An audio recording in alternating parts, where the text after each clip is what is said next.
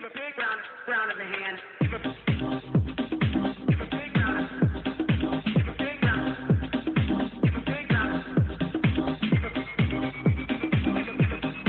Give a big round of the hand. Give a big round. Give a big round. Give a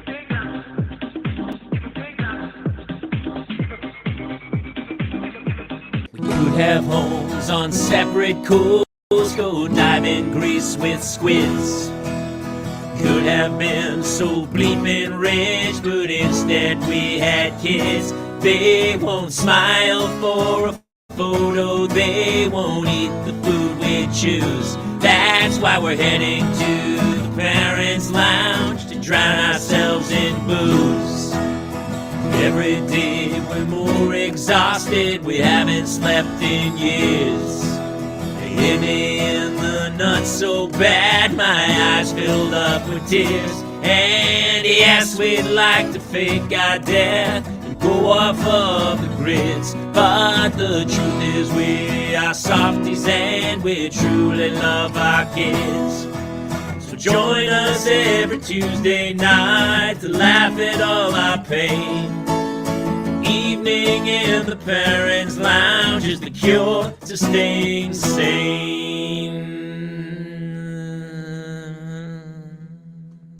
Welcome to another episode of the Parents' Lounge. Jamie Kaler and Jason Gowan here.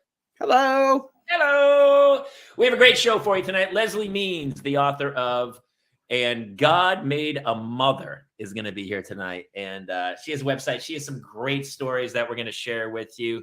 If you're listening to this on iTunes, be sure to like, follow, subscribe, whatever it is that you're supposed to do. Write a review, perchance.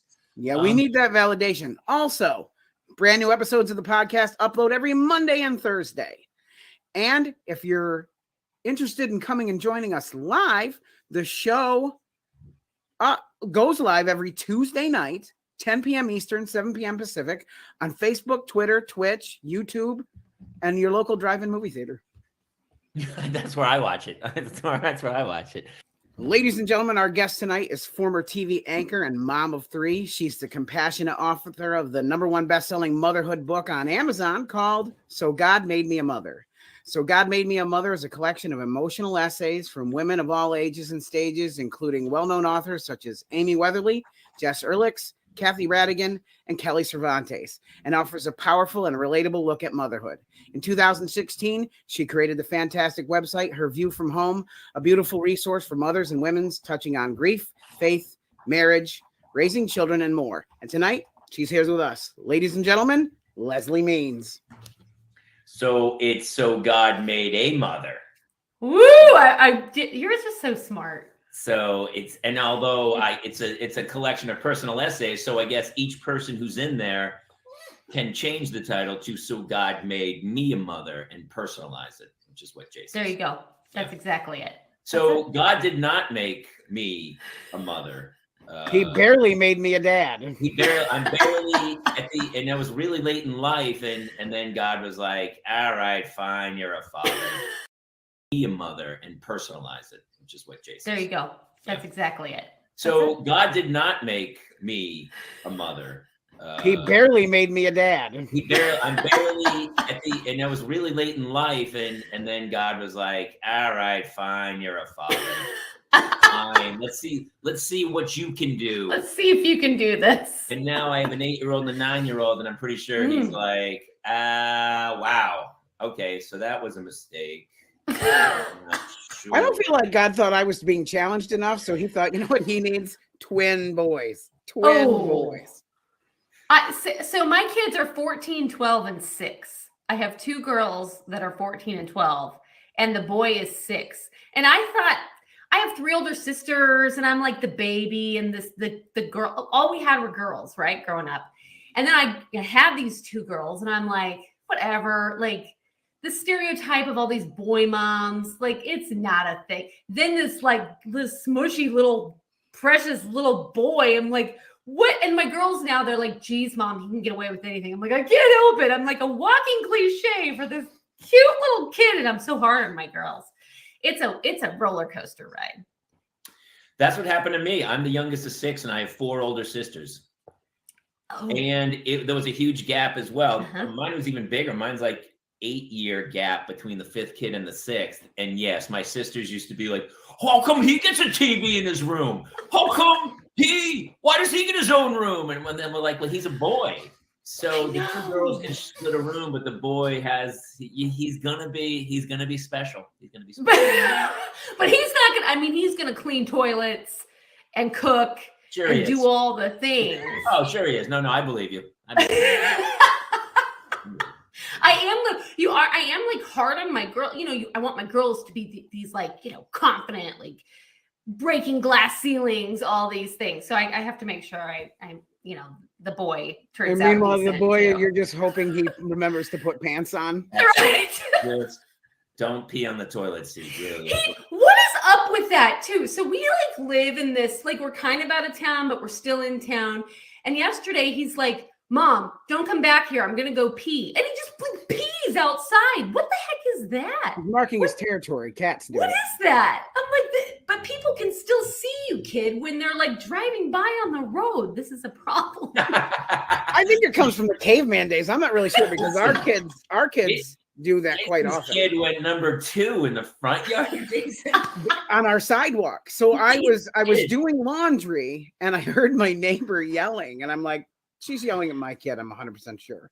So I come out and he's the best part was he is bare bottomed and he's reading a comic book while squatting.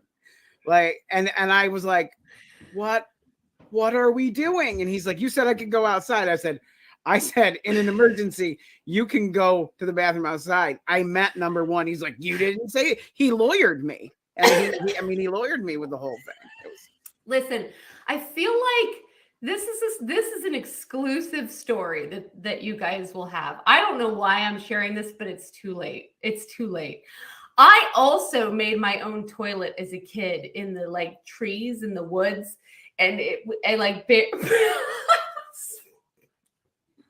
had a little hole for myself. I see that now as a problem, and maybe I realize that that's why my kid is the way he is. Genetic, because yeah. I am his mother.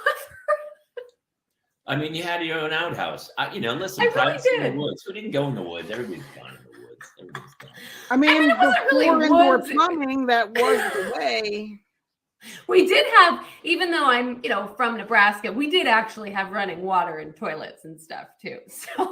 So now you have a sequel book coming about boys. So God made me an outdoor toilet. That's Let me ask you this. Don't you think, like the era you grew up in, which wasn't Mhm. that long ago, but how dramatically it's changed? Because I have 2 daughters. Jason has 3 boys.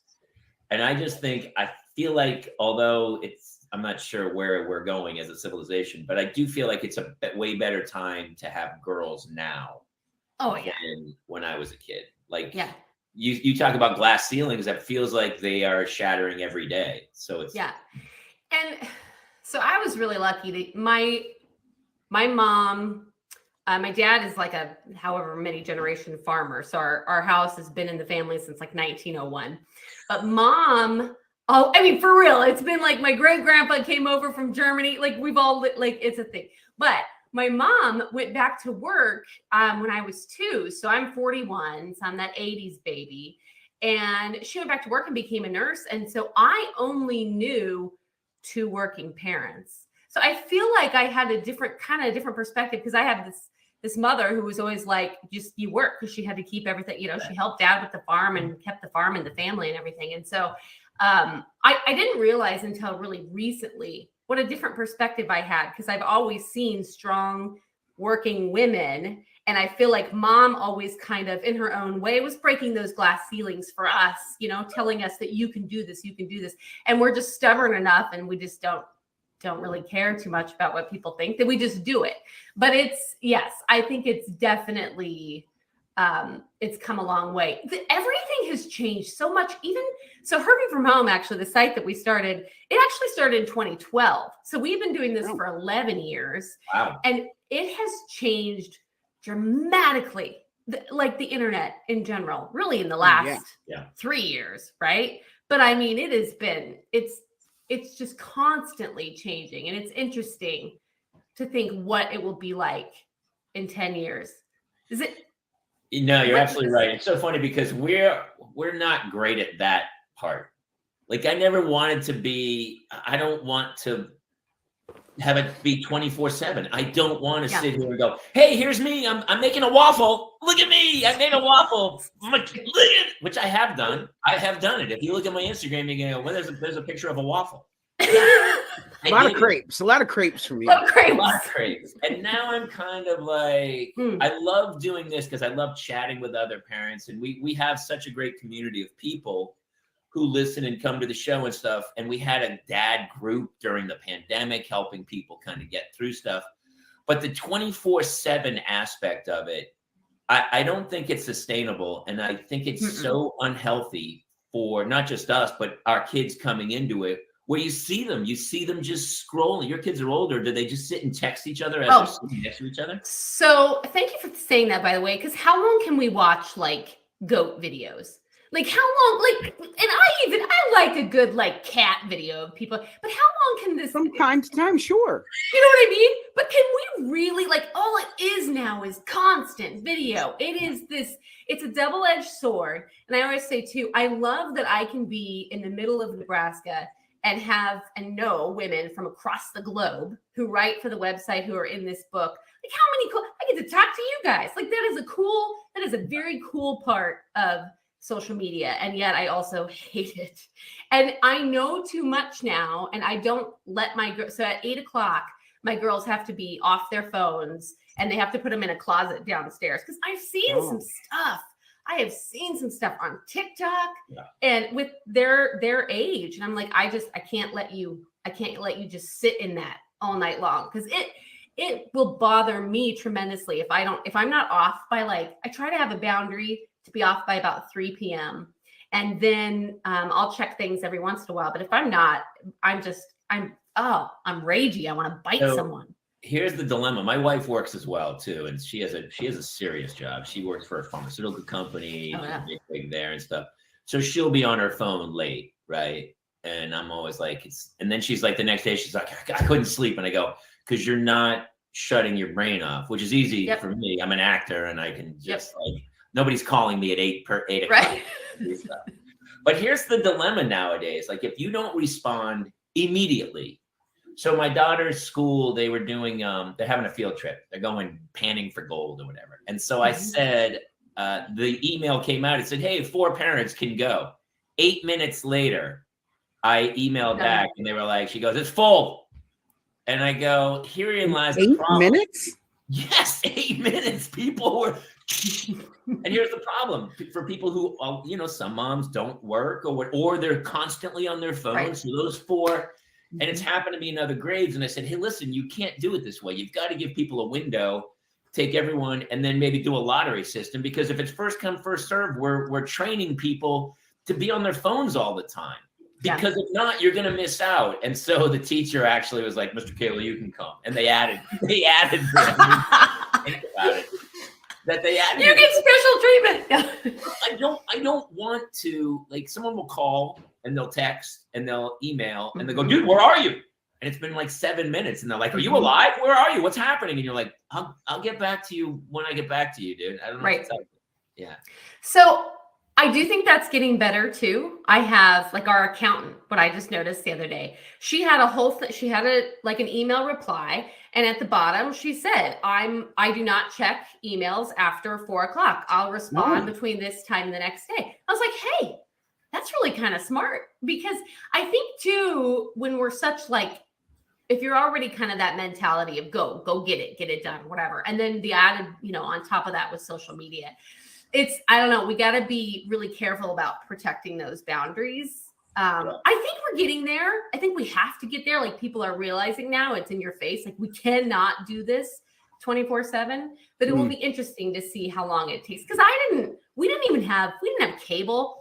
I didn't have social media until out of college. When my first TV station I was working for, they yelled at me because I was on Facebook. They're like, you should not be sitting on Facebook. I'm like, but I'm talking to people who are watching the show. It has just changed dramatically, but it's only our demographic, right, and older that like remember that. Can you talk about that for a second? Because I find that so interesting as a reporter. Were you like on air? I was. Were they like, hey, let's go out to Leslie at the crime scene? And she's like, well, the bank robbers went that way, but the money. Is that what you? And you'd have to wear like a bright orange vest on the side of the road. Like one seriously, it was like interstate traffic, semis like going by, and it's like, put on this vest so you don't get hit. It's like, what the heck is this? My first gig was in Beaumont, Texas. And I'm 22 years old, 23, 22. Oh, the kindest people ever. But the first story I had to do was on a body that was like found floating in the river. I'm like, oh my gosh, this is hard. Then the next one, it was like a dog that had been killed. I'm like, this is awful. So it got better when I moved back to Nebraska, and then I was the weekend and morning anchor. And and this is not fancy stuff. I went in at 1 a.m. and I would like produce the show, write the show. And sometimes, there'd be like 2 other people there. Sometimes they'd be sick. So during commercial breaks, I'd have to like go back and get the tapes ready and then go back to the desk and anchor it. I mean, it was, like the dressing rooms were like a hole in the wall, basically. It was, it's not glamorous. But when I finally got to we started a local talk show. Now that was better. So then, we interviewed about 10 people in an hour, and they'd come in and sit on a couch and we'd talk like this. That was fun. But local TV, it is when they go live to you, I'm always amazed because you're improvising it, right? Oh yeah. You took some notes, but you can see the people who are really good. Like it's a real skill to be able to, because they're going, we're coming to you in 3, 2, you're live. And you're like, coming to you live. And you see people go up and they're like, whoa, what is happening? Yeah, like a switch gets flipped. It does. It does. As a comic too, it's always like, and go. Don't mess this up. So, I mean, was it, I'm so amazed when I see people on live television, like doing a news report, because they have some notes, but they're making up this story. Yeah. I mean, it's fun though. It's fun when one of the first guys when I was interning, he said, Leslie, don't do this for fame or money, because you're not going to find that here, which is very accurate. I mean, I think I was making $18,000 my first gig, at a cost. Seriously. I mean, it's like so sad. But when you love it, when you love talking to people, when you love to share other people's stories, like then it's still hard, but it's fun. Now, I will say, I got to go on the Tamron Hall show a couple weeks ago for our book. And I was like, right before the segment started, I'm like, this is way better than local TV. They did the whole green room and hair and makeup. I'm like, a girl can get used to that, man.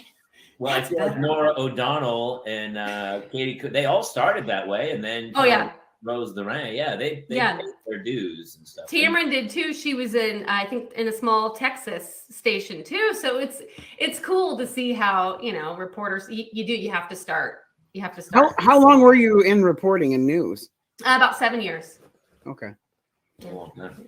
And so, what was the book, go ahead, then. So how did the book come about? Like, what was the origin story of the whole book? So Harvey from Home is really it talks about, it's for women who talk about motherhood and marriage and faith and grief. And it's not what I love about the site, what I love about the book, it's not a teaching or preaching site. It's truly a storytelling piece about, all kinds of journeys. And the book, actually, it's COVID 2020, April of 2020. I'm in the bathtub because that's where I had to go. I don't know. I probably had a glass of wine. I'm not sure. But I'm sitting in there and I thought, oh, So God Made a Mother would be such a good title, because we have articles like that on the website. We have God Gave Me Sons, God Made a Grandma, that would go viral in the best way. So hundreds of thousands of views. And then we have products in our shop with those same titles. I'm like, duh, that would be such a good title for the book. And I told our team, and then they immediately liked it. We got some agents. They liked it. The publisher liked it. And there's about 90 women who share stories throughout the book, and it talks about different aspects of motherhood of all ages. So we always joke, we say it's for any mother who has a mother, who knows a mother, who is a mother, because it really is through all walks of life. So if you have young kids or a teen or you're a grandma, you can still relate to the emotion in the book. And what I love about and that, it goes back to the storytelling that I've always liked that you guys are doing here too. It just is an opportunity for women to share their stories, which I think is so important. And there's no agenda, there's nobody trying to tell you what to do or think or feel. They're just truly telling your story. And by doing that, other women feel seen and feel like they have a community. And I don't know, it's a really cool collaboration. Well, it's so funny because, I became a father really late in life. And when I did, I realized there's no template, like there is no, my wife made me read a book. She goes, here, we're bringing up Bébé. And it was this French book. And it was how kids in France, they don't like hover over their kids. The kids just basically run crazy and the parents have their own lives. And then we had kids and that book went out the window. Oh, yeah. I was so involved with the kids. And I was like, well, you made me read this book. She goes, yeah, that book's garbage. I'm not doing it. And the truth is, you just don't know until you're in the middle of it. Mm-mm. And you're like, and you try to figure out how do I do this? Because everybody's path is different. What's some of your favorite couple of the sitcom episode of each of the stories? Because I'm sure some of the women had stories that were just insane. There's a really good one that's very basic about, it's so simple about a neighbor who her son would watch this like crossing guard. He's this retired man who would just be a crossing guard every day and let people across the street for school. And her young son would watch him and like dressed up like him for Christmas. And it's really a heartfelt kind of emotional story. It's so simple, but it's so good, like the good stories. And then there's some really hard pieces in here. Her mom died by suicide. There's a lot of loss. There's teen pieces, which can I just stop with that? Like teens, I still think raising the young kids, like when you have to like hover over them or whatever, is one of the hardest parts of motherhood. But teens, I still think raising the young kids, like when you have to like hover over them or whatever, is one of the hardest parts of motherhood. But teens is like a whole other thing too. It's like they stop listening. Psychological warfare. It's like a drone operator trying to monitor them. But when they're little kids, you are, it's so funny because they call it the terrible twos, but I thought 3. Yeah, they turn into 3-nagers. We call them 3-nagers, and now ours are 4, and they're 4-nados. Yeah, mine are 9 and 8, and the 9-year-old is already, the hormones are raging, and she's she's like pouting, and I go, what are you angry about, dude? I'm not. Nothing to be angry about. We just went on vacation, and she had like the greatest vacation ever. We took her everywhere, did everything with her, got her the best meals. She ate in fancy restaurants. She was pouting, and I was like, I go, I'm at my job. I'm taking care of you. Like, you shouldn't, if anyone should be pouting and bitter, it should be me. Mm-hmm. I'm having a terrible day today. Yeah. But my 14-year-old and I, we will like yell at each other for like a minute, and then we'll take a break, and then we'll come back and hug and be like, sorry. So that part's kind of, as long as you can, for me, get through that part. How are you doing? I mean, if I can ask, how are you doing that? Like, how did you? Because I know, like, when my sister and my mom used to clash, it would last for a long time. So, how are you able to make that happen? I think I do better at raising older kids. I'm not sure. I mean, they're still not really into the deep parts of the teen. But a good friend of mine who has her kids are 18 and 19 now. She's like, you can't take everything personally. It's not about you. They're dealing with their own stuff. If you can like step back and recognize that, I'm like, oh yeah, like it really is hard to be 14. But some days that's not easy for me either. Because sometimes I want to be like, you're being so selfish. Like, do you not know what I'm giving you? But then you have to remember, like, okay. And then, so when I do that, and if I think that's something that is different, advice that I've heard that we did not do when, I was growing up, the different generation, is I will apologize to my kids, which I don't know. We'll see how that works. But never would my mom and dad ever have apologized. Do you apologize? So that is something like, I actually apologize to my kids, or I'll be like, hey, like I messed up, or I have no idea what I'm doing. And that is, somebody had told me to do that. And it actually, I think it opens that line of communication a little bit more. What if I've never messed up? What if I've never done anything wrong? Well, then, I mean, you're just a perfect parent. And I tell my daughter, I've spent enough time with him to know that is a falsehood. What are you Nothing. talking about? I am my daughter, it's so funny because I'll be like, sometimes she doesn't even know the situation and she's so adamant. And I'm like, look, I've been on earth a long time. I'm telling you this. I'm trying to make your life easier. She's like, no, I'm doing this. And I go, all right, dude, whatever. And then, but she never comes back and goes, you were right, Dad. She's just angrier. They don't come back. Right? I told you, if you would just listen to me, I went through everything. And do you say I told you so? Because it's really hard for me not to say I don't.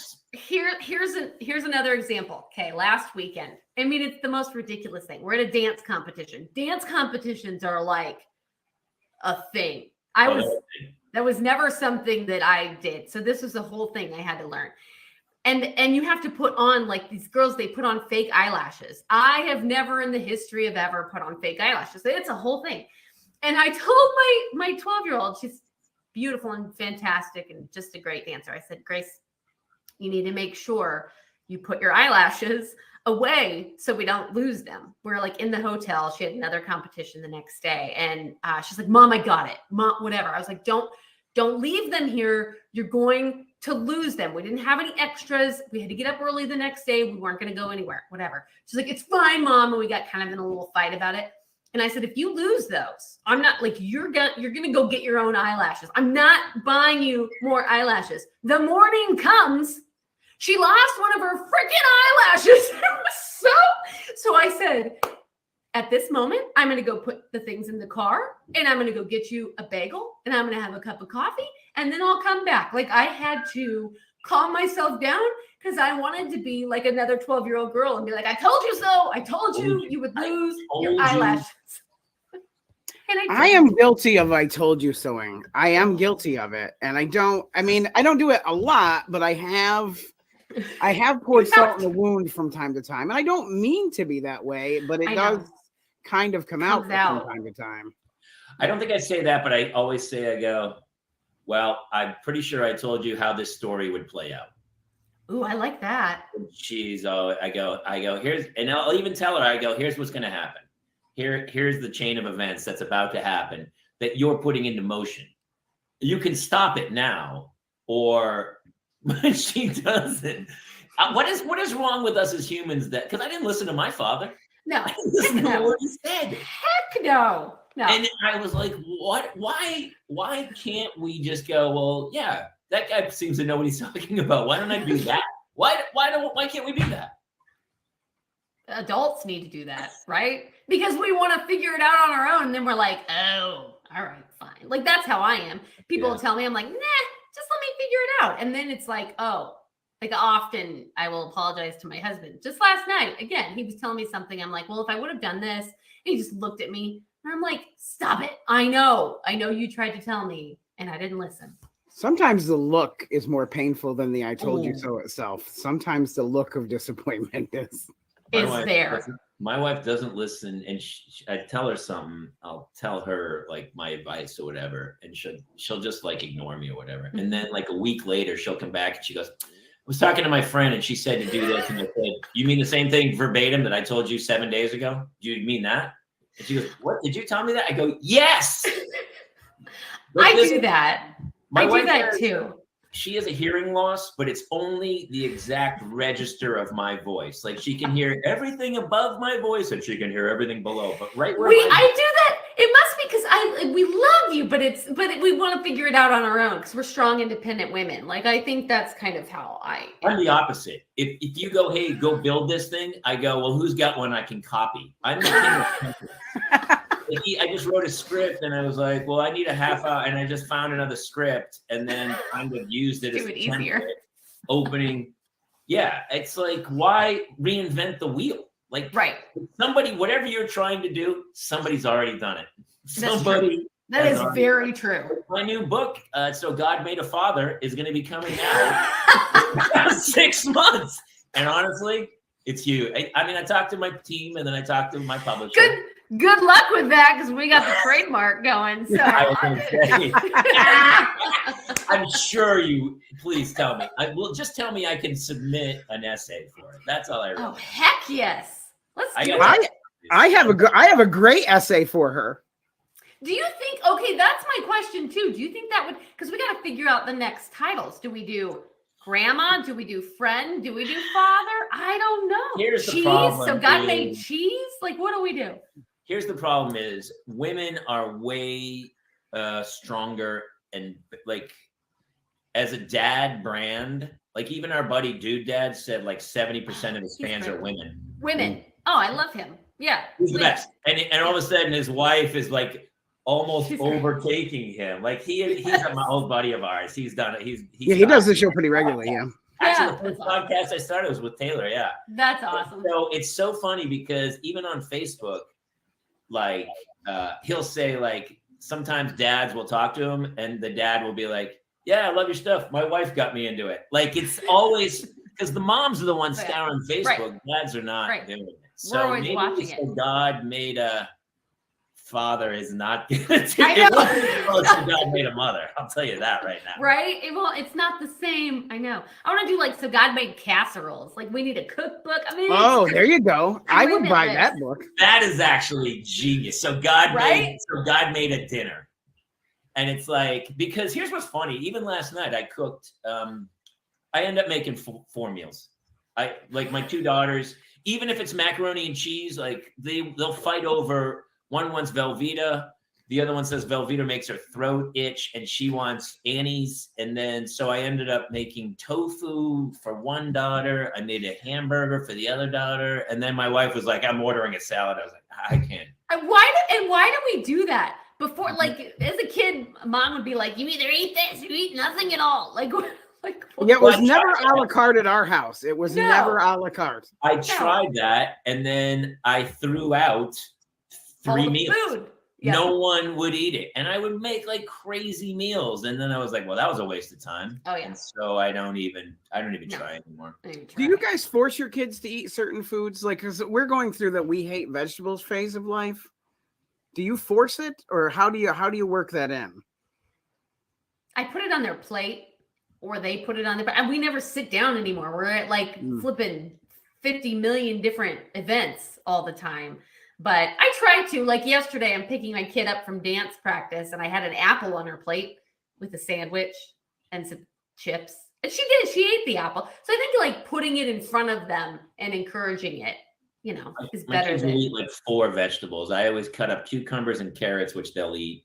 Yeah. And then broccoli and green beans and corn. And I honestly think that's absolutely it. And sometimes at night, I'll just go in while they're sleeping and I'll put vegetables in their mouth. And if you have dip, even though the dip's probably really bad for you, but my kids like the dip. So they'll eat a carrot with some dip. And I'm like, that's got to count.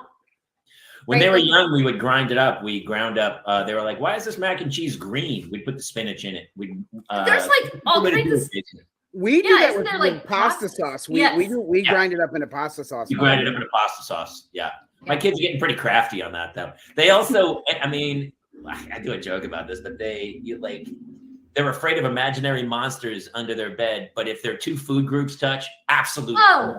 Like the worst thing that's ever happened to them is 2 food groups touching. You know what I mean? Where you're like, oh, I can't eat that. I go, dude, because I'm the opposite. I just mix it into a I will mix I'll open like a can of peas and put ketchup in it and like maybe some cheese chunks. I Oh, don't you're know. so Nebraska. Oh, that's Nebraska. I'm very. I'm from New Hampshire, so I kind of My own was like, oh, yeah, toilet. I feel like I had that as a kid. I'm pretty sure I had that as a kid. As a kid, we had like shepherd's pie. I remember like the tuna casserole with the onion crispy stuff on top. Oh, The yep. shepherd's pie with the like potatoes on top, Potatoes right? on it. Like it's a. It was like whatever ground beef my mother could get cheap, probably, because we had Oh, 6 yeah. kids and they didn't make a lot of Yeah. money. They raised No, 6 that's it. Casseroles were like they could feed. That was like a lot of food that you could. in our all eat. food we had, and this is what I kind of want to do with the kids, is that we had every day was like every Wednesday I feel like was spaghetti day or whatever. Friday Mhm. was fish because we were Catholic. And so the meals, you knew what your meal was because of the Yeah. day. Like Tuesday, oh, it's pork chops. Like you didn't know because my mother went to the grocery store and these were the Right. 7 meals and then she'd do it again. We're Yeah. not like that. We're like No. winging it every night. It's like, what do we got? I go. and Our That's then- what my mom- 7-year-old. Oh, go ahead. No, I was gonna say my mom does the same thing. She's like, just plan out your week. I'm like, what the heck am I gonna plan out my week? Oh, it's because we made our lives so flippin' busy with all the things and the social media and all that. Yeah, here we are. Our 7-year-old treats me like he's an executive, and he'll be like, "What are we having for dinner tonight?" And I'll be like, "Well, we're gonna have fish." And he's like, "I'm not really feeling the fish. If you could maybe just go down in the freezer and tell me what else is there, and then come back up, we'll talk about it, and then you could make that." You should print out a menu. Where's the menu? This is how do you think our kids are all gonna turn out? That's my question. Like, what's it gonna be like when they're adults? Are they gonna? I don't know. Prisoner politics for mine. Oh, great. My kids keep like, they'll go like, hey, let's just order food. That's what my kids say all the time for dinner. Hey, why don't we just order, why don't we order ginger ramen or pizza or whatever? It's like, hey, Yeah. dude, we're not made of money. What are you talking about? We're not eating out every night. They have no concept. No Also, idea. are your kids like this? Like they treat absolute strangers really nicely. Like Oh my yeah. kids Oh. are so sweet and so polite and thank you and please. Mhm. And then to me, the guy who funds their entire endeavors and is in charge of their life, they're total jerks to me. And I'm like last week, I was like, listen, you need to start treating me like a complete stranger because I'm getting sick of the way you talk to me. What is my incentive to take care of you? You're really rude to your father. Our 6-year-old kindergartner, first parent teacher conferences, we were like, how's he doing? And she said, oh, he's such a good student. And we're like, what? Are you sure? And she's like, well, does that surprise you? I was like, well, I wasn't really sure that he's like actually listening in class. And she's like, oh, he listens so well and he's respectful. The second he gets into my car, I pick him up. He's like yelling at me. He yells at me if I don't bring him snacks. What is wrong with this? Jamie does that. snack He's bowl. become a snack butler. That's right. That's on my album. I'm snack butler. Daddy snack, daddy snack, daddy snack. And I'm like, oh, the other day I was like, I'm sorry, buddy. It was really busy. I'm like, I'm sorry, I'm working. And then I forgot to bring you a Cadbury egg after school got out. Like, what is wrong? I remember when they first got to the age where when they first start out, they ask, hey, can I have a snack and stuff? And then they kind of figure out, why am I dealing with the middleman? Why am I dealing retail when I just go to the cupboard and go wholesale on this?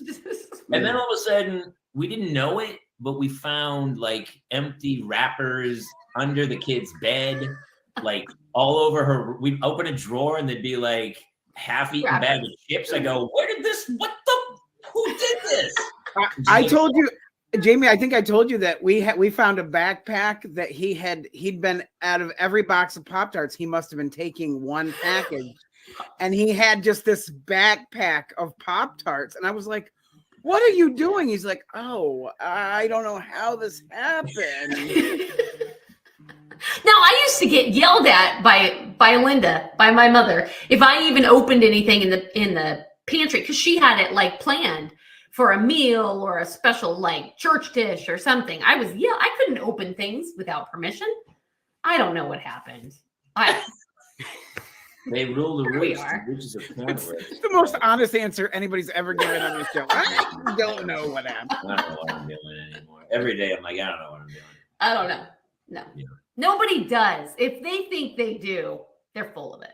I think. You ever get unsolicited parenting advice from people? Oh yes, that's Because fine. I mean, you're in the public eye. Like, how do you deal with that? I nod nicely and say thank you. You know, when you post, it's so funny. You can post like the most innocuous thing online, and half of the people like, I can't believe you do that with your kids. You should be ashamed of yourself. I'm calling social services. And somebody else is like, that's exactly the way to parent. And you're like, it just doesn't matter. Whatever you say is just so divisive nowadays. It's bad. Insane. Yeah. I used to, back in the TV days, before social media, I got a 2-page letter from a dude. We weren't supposed to like see the negative comments, but somehow this one ended up on my desk. And this guy was like, I don't even know how you have kids. You're too much of a prude to have sex, like all this. And I was like, what? Like that was the first like negative comment that I remember. And I kept it because it's really entertaining to read it like holiday functions and stuff. But then it just got worse as you're like on social media. And if I like some people will respond to the comments and I'm like, I can't even, if I'm in a good mental space, I can read comments. Otherwise, no, I can't even handle the people on the internet. What's funny is they say that's what drives growth is that you're the algorithms. Yeah. We have some other friends who they thrive on it. They go, it's like they're looking for a negative comment so they can respond because the social media companies know that by pushing that out, it's a more addictive. And I mean, it's the only business where a negative tweet gets 75% more traffic than a positive tweet. And so we are being trained to be total trolls. And it's really, civilization's coming to a close very shortly. Good luck. We're like, well, people are, what does it matter? And you go, well, people are monetizing this. This is everyone's a brand, everyone's monetizing it. And they're like, I want to grow. And so they know that negativity makes the growth. So our children are coming up in this system where we are teaching them to be total jackasses. Oh yeah, it's true. Caustic things because that gets the attention, and it's so. It can't last though. That can't last. Oh, it can. Right? Oh, it can. Of course, it can. It's like Pavlov's dog. They're going to keep doing the behavior if they're given the treat. I hate it, but I do think I don't know. I want it to end, but I live in a fluffy cloud, and every once in a while I poke my head out just enough to know what's going on. And then I'm like, nope, go back in. We talk a lot about go home and help the people in your own backyard. Like so many people have issues with everything going on. I'm like, man, just focus that on like your own community and the people in your life and your kids and like raise good people, and we can make a big difference. But I don't know. I can't. We talk about that a lot. The problem is a lot of people have used the internet to be like, hey, I got tons of friends. I got one in Angola. I have one on the Mediterranean. And go, do you know anyone who lives on your street? Right. I don't know anybody who lives. And as a matter of fact, all my windows are taped over with aluminum foil. I'm in here and I'm just trying to meet people in Tibet. And you're like, maybe you should walk out of your house and say hi to someone. Yeah. Right. Yeah. Right. That we need to find a balance that hopefully I'm going to say that hopefully we're getting better at that. But in the meantime, they're still just watching cat videos like nonstop. I love your positivity, but I want some traffic on this podcast. So I'm going to tell you, you're wrong. You're stupid, and you're a prude, and you're see how terrible this is. Did you see our numbers just went high? Just shot up. You know about that guy? He ripped Leslie Means. He's such a nice woman. And he's such a jerk. He's such a jerk. I can't get enough of him. He's doing a speaking tour. He's doing a college speaking tour. I don't know. Well, so basically, we've decided that the world, is coming to an end. That's the conversation. Like there's no patience for people to like read the room. Like everyone is such a hair trigger, and I've been guilty of this myself. There was a woman we've talked about this before, and she let her dog poop and didn't pick it up. And in retrospect, I should have gone, "Hey, do you need a bag?" But I didn't. I unfurled to a point where the neighbors were like, dude, you got to pull that back, man. Seriously, we're with you. We love that you did that. But if she videotapes that and that goes online, you're going to be on the Today Show tomorrow. Yeah, that's bad. And then I'll have a new co-host on the show. And then Leslie will step in and take my. Welcome to the Marriage Lounge with Jason and Leslie. Who's JD? Where did he go? Who's that guy? anger management, and that's the other thing. It's like immediately, like Nick Lachey, they had paparazzi was really harassing him and his wife, and so he lost his mind. And then everyone's like, "Oh, he has anger issues." Not really. Paparazzi were harassing the dude at dinner. We all, and so they were like, "Oh, he's putting himself into anger management courses."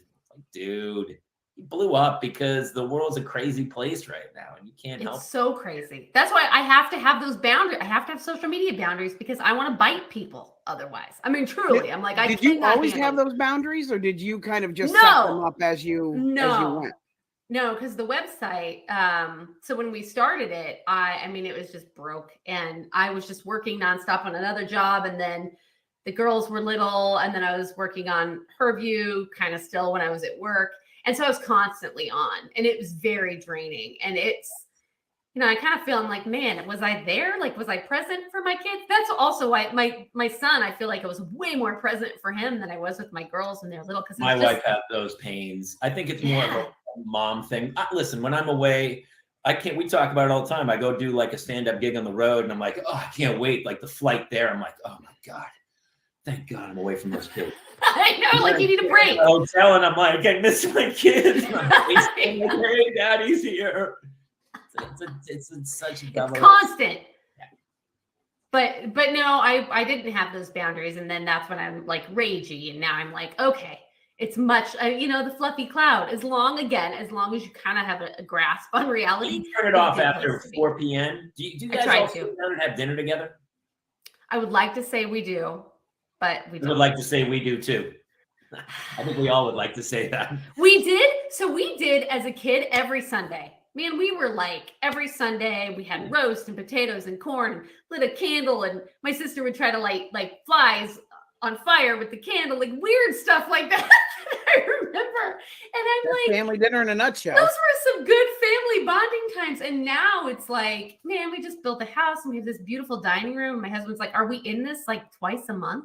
And I don't know, you try to be. But then a friend of mine too, she told me, but are you guys, we're together as much as we can be. A lot of times it's for travel, sports and stuff. And even if we're eating in the car, we're together. So maybe it just looks different. We're still trying to spend that time together, but it's not always around the table. No. Do you know Claire Kramer? Do you know who she is? Yes.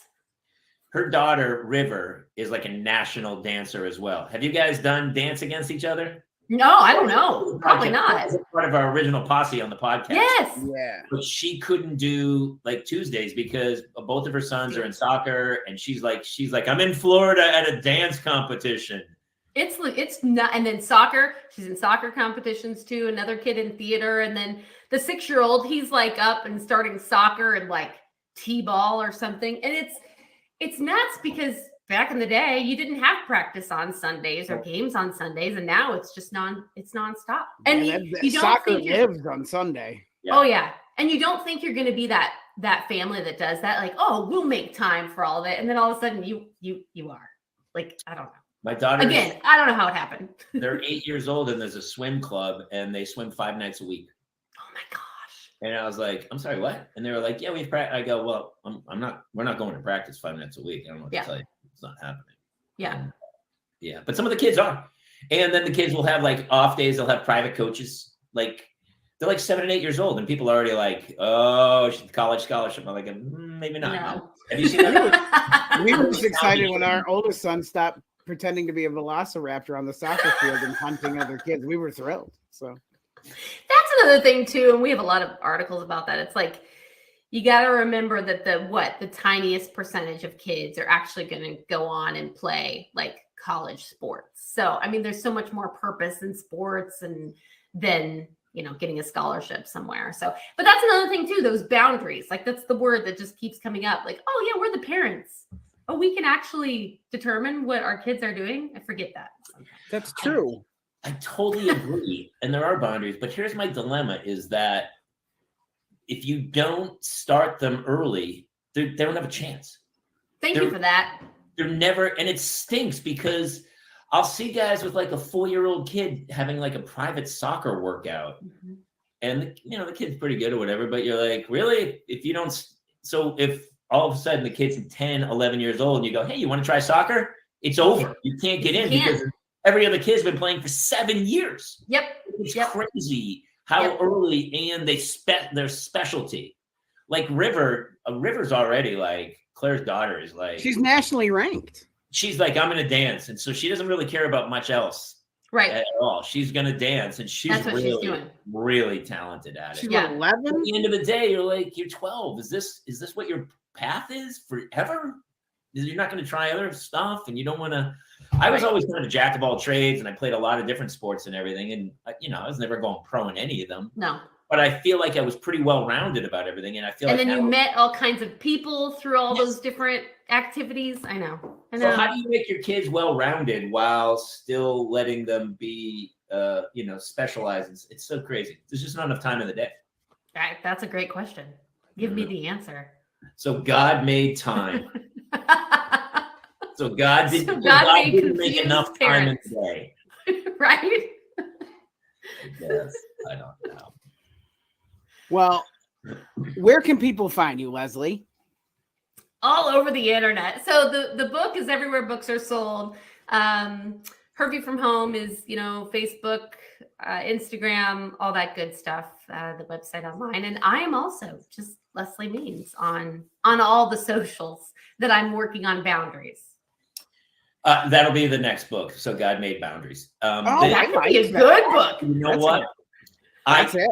Quick, get the title. Get it. I gotta log in. I got it. I got that title. That's my title. I just registered it. You were wonderful. Yeah. This was Wonderful. fun. So much for being on the show. I'm sorry I Thank talked you too for this. much, but yeah, No. you make me share stories. You have to come back. I'd love to. You're in the mix. You come do a live show with us where we can actually take questions from people on Fun. Tuesday night. I'll hit you up. And I love it. it was great. Everybody go check out the book. So God Made a Mother, Leslie Means, and the website is Her View from Home. That's right. Her View. From Home. Words are hard to read. Words are hard to read. They are terrible to read. I'll put a scrolling thing. We'll be good. Yeah, and we'll put a link to it on the podcast and Awesome. on the Thank site you. and stuff. And thank you so much for coming on and sharing your stories. And I'm already writing my essay for So God Made a Father. I love it. Yeah. You're there. And casseroles, right? Yes, I have 2 ready to go. Shepherd's pie. We'll hit you up. We'll all celebrate with some shepherd's pie. All right, everybody, check out Leslie Means and her book.